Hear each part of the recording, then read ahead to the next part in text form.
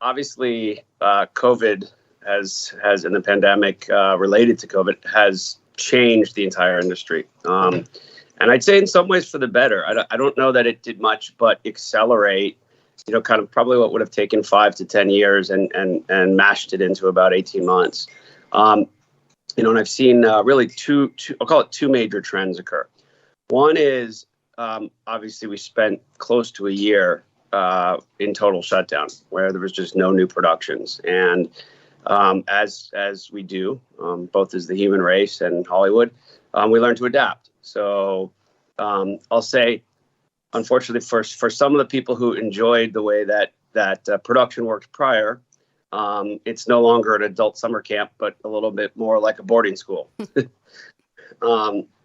It's with COVID bubbles and all the restrictions to make sure that people are safe. It's you can check in, but you can't check out. So it's certainly changed the dynamic of what it means to, quote, be on set. But it's in many ways changed the consumer's viewing behavior. And really, I think what has come out of this is that there's three different types of consumers. There's the consumer who has recognized that, the kind of being at home, working from home, entertainment from home, dinner at the home table is actually quite enjoyable and more of a calm, life than kind of the life that everybody had gotten used to, which was this, I'll call it go-go life, where you're just always running and always going out. That leads to a lot more at-home consumption and people recognizing that, I don't have to go to the movie theater, when a new movie comes out. I can enjoy it just as much in my home. And I'll say that that's the consumer that probably splits, meaning, would do either the theater or the home.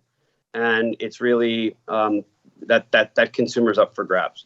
Then there's the consumer who won't go to the theater, basically, or doesn't want to go to the theater anymore, and has recognized I can do it all from my house. Why should I go to the theater? I enjoy the experience just as much. And then there's still the consumer who sees the theater as, the inexpensive form of, entertainment for the family, for a date. There's not much comparative you can go do on a Friday night or Saturday night for $100 or $120 all in, with food and put a couple hours of fun together and get out of the house.